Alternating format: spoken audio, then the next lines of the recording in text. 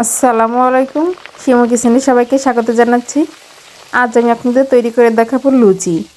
যারা একদমই নতুন লুচি তৈরি করতে পারেন না, তারা আমার এই রেসিপিটি ফলো করে পারফেক্টভাবে লুচি তৈরি করতে পারবেন। আর আপনারা আমার রেসিপি যদি সম্পূর্ণ A to Z ফলো করেন, তাহলে আপনাদের প্রত্যেকটা লুচি কিন্তু এমন ফুলকো হবে। তো চলুন আমরা কথা না বাড়িয়ে লুচিগুলো তৈরি করে নিই। আর ভিডিওর শুরুতে বলে দিচ্ছি, যারা আমার চ্যানেলের নতুন তারা প্লিজ আমার চ্যানেলটি লাইক, শেয়ার এবং সাবস্ক্রাইব করবেন। তো চলুন লুচি তৈরি করে নিই। এর জন্য এখানে একটা বোলের মধ্যে আমি নিয়ে নিচ্ছি 2 কাপ আটা। আমি এখানে আটা নিয়েছি, আপনারা চাইলে ময়দা দিয়েও লুচিটা তৈরি করতে পারেন। 2 কাপ আটার জন্য এখানে আমি হাফ চা চামচ লবণ দিয়ে দিচ্ছি। আপনারা আপনাদের স্বাদ অনুযায়ী লবণ দিয়ে দেবেন। আর দিয়ে দিচ্ছি 2 টেবিল চামচ সয়াবিন তেল। এবার এই তেল এবং লবণটাকে ময়দার সঙ্গে হাত দিয়ে ডলে ডলে ভালোভাবে মিক্স করে নিচ্ছি। তেলটাকে হাত দিয়ে ডলে ডলে ময়দার সঙ্গে খুব ভালোভাবে মিক্স করতে হবে। দেখুন আমার এটা কিন্তু মেশানো হয়ে গেছে। তারপর যখন দেখবেন এটা মুট করলে এমন দলা পেকে আছে, তার মানে আপনার ময়দাটা খুব ভালোভাবে মেশানো হয়ে গেছে। এবার এখানে আমি রুম টেম্পারেচারে নর্মাল পানি নিয়ে নিয়েছি।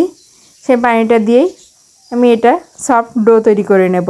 একবারে বেশি পানি দেবেন না, অল্প অল্প পানি দিয়ে হাত দিয়ে চেপে চেপে একটা সফট ডো তৈরি করে নিতে হবে। আর অবশ্যই খেয়াল রাখবেন ডোটা যেন সফট হয়। আর এটা খুব ভালোভাবে মাখতে হবে। লুচি কিন্তু আপনার ফুলকো এবং সফট হবে এই মাখার উপরেই।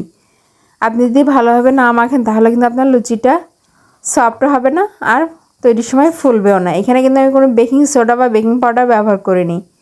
কোনো প্রকার বেকিং সোডা বা পাউডার ছাড়াই কিন্তু লুচিগুলো একদম পারফেক্ট এবং ফুলকো হবে। আমার ময়দাটা মাখা হয়ে গেছে।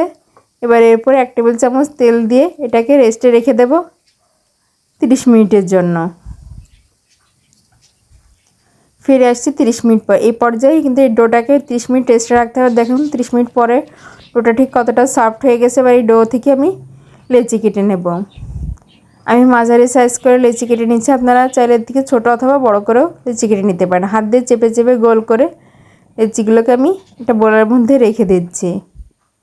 দেখুন আমি এভাবে গোল করে নিয়েছি। দেখুন আমার সবগুলো লেচি কিন্তু সেট করা হয়ে গেছে। এবার এর মধ্যে আমি 1 চা চামচ তেল দিয়ে লেচিগুলোর গায়ে মেখে নিয়েছি। এতে করে লেচিগুলো আরও সফট হয়ে যাবে এবং একটার সঙ্গে আরেকটা লেগেও যাবে না এবং লেচিগুলো বেলতেও সুবিধা হবে। এবার এটাকে 10 মিনিটের জন্য রেস্টে রেখে দিচ্ছি। এতে করে লুচিগুলো বেলতে অনেকটাই সুবিধা হবে। এবার এখান থেকে আমি একটা লুচি নিয়েছি আর আমি তেল দিয়ে লুচিটা বেলছি। আপনারাও তেল দিয়ে বেলবেন। এখানে কখনোই ময়দা বা আটা ব্যবহার করবেন। এতে করে তেলটা ময়লা হয়ে যায় এবং দ্রুত লাল হয়ে যায়।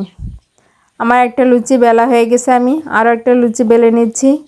যারা নতুন তারা যদি লুচি গোল না হয়, তাহলে কিন্তু ভয় পাওয়ার কোনো কারণ নেই।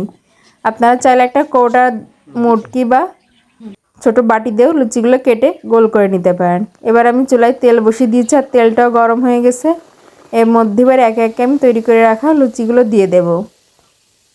লুচিগুলো দেওয়ার পরে কিছুক্ষণ পরে হাত দিয়ে একটু প্রেস করে দিলে দেখবেন ছাঁচনি দিয়ে যে এরকম কিন্তু ফুলে উঠছে। তেলের মধ্যে দেওয়ার কিছুক্ষণ পরে ছাঁকনিতে হালকা একটু প্রেস করবেন হালকা হাতে, তাহলে লুচিগুলো এভাবে ফুলে উঠবে।